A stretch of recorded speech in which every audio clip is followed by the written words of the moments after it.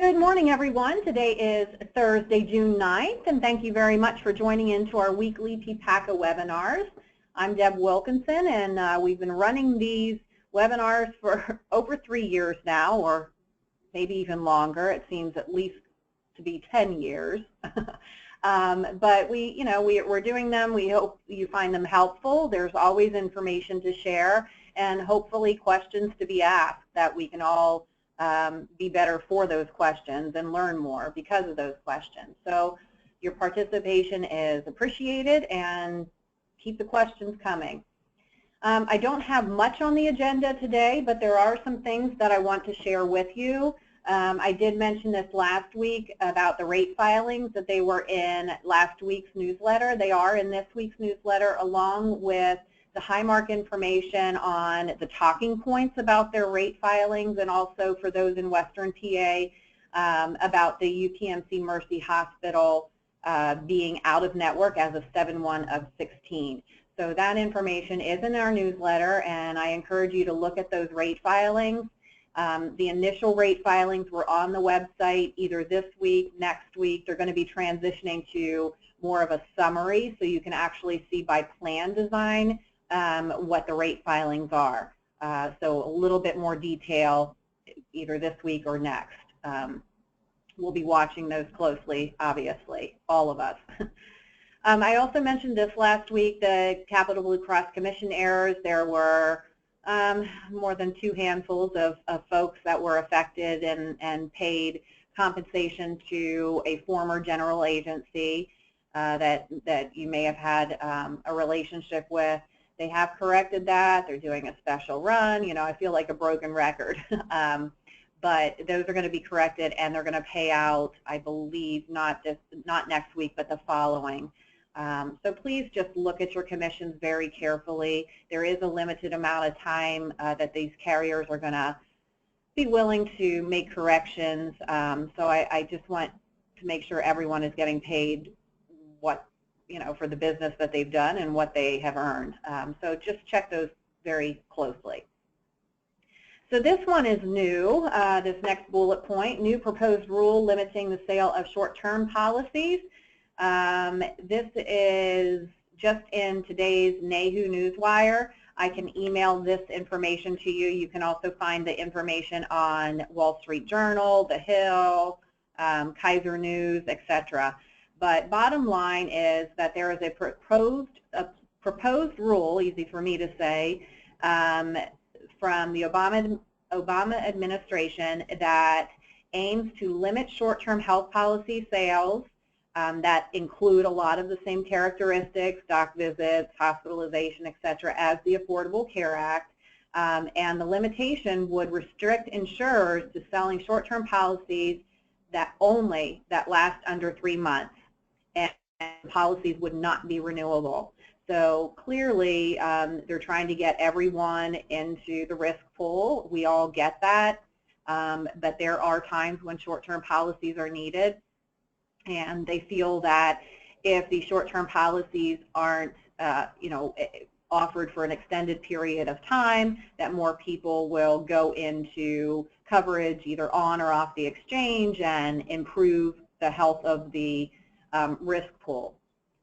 That's, of course, in theory, but the rule is not passed yet. It is just something that's proposed. Obviously, we all know that a short-term policy does not negate that individual mandate tax penalty. So even the folks that do take short-term policies for 6 months, 11 months, they are subject to the individual mandate tax penalty.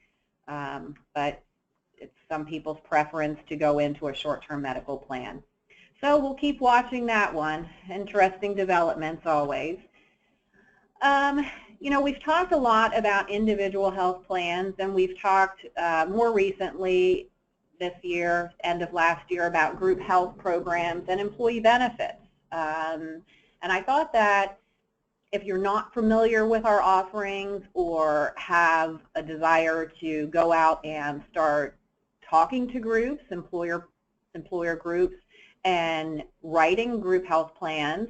There is a tremendous opportunity not only on the group health side but on the group employee benefit side, either for employee ancillary, employer paid ancillary benefits or voluntary benefits. So I thought it was important to once again mention it, and I did put handouts for you both on our URL Marketplace, which is a benefits enrollment tool. It's like a shopping experience. So you can add the group health plans, the employee benefits portions such as dental, voluntary benefits, etc., into this marketplace. And I also thought it was important that you are familiar and have at hand the group health offerings, our tools that we are offering for you if you do your group health with us. So take a look at those, and if you have any questions, please reach out and let me answer those questions for you and tell you what we're doing here. There are some details to share. The next bullet point, Aetna Coventry. You know, this is all just word of mouth and not certainly written in stone, but what we were told, word on the street, is that Coventry in Pennsylvania is not filing health plans for Pennsylvania, but all the plans are going to be under the Aetna program, Aetna Elite specifically.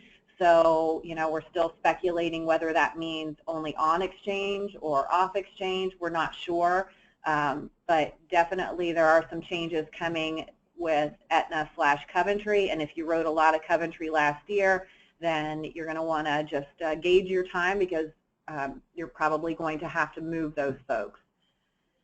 So we'll watch that and let you know as soon as we know anything.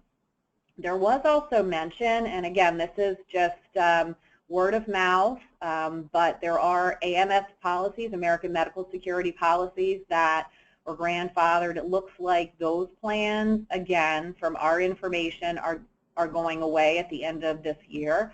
So that's a block that if you have any of those clients hanging out there, that you're going to want to address and move them as well if you've not already done so.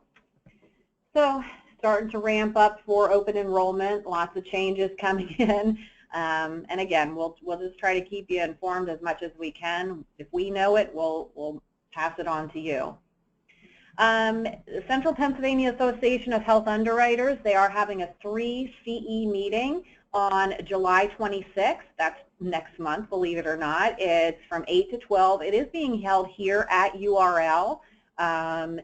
It's, you know, just for convenience sake, and if you are interested in attending, it's $40 for NAHU members and $70 for non-members. So again, if you're interested in attending, the invitation is in our newsletter, and hopefully you'll consider joining into that seminar.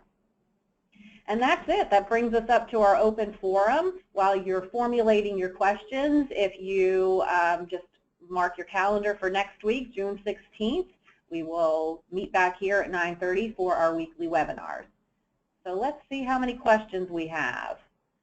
Kelly says, a client has employer-provided coverage. Company just changed to a different carrier, which now prevents our client from using their doctors and local hospital. No providers within about a 20-mile radius. In any way is a network issue an SEP? No, you're right, Kelly. You go on to say you didn't think so, but you thought you'd throw it out there for discussion. And no, that is not an SEP. You know, again, the marketplace, although they are cutting down on some of the SEP business and requiring proof, they are more apt to get these sort of situations through. So although it's not a qualifying event, you may have success getting it through the FFM. Just throwing it out there. Jay says AMS is not a rumor. It has already started with letters out to agents and brokers to be followed up with letters to the policyholder.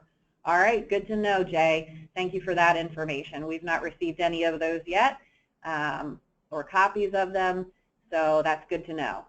Tim says, URL still not contracted with UHC for group.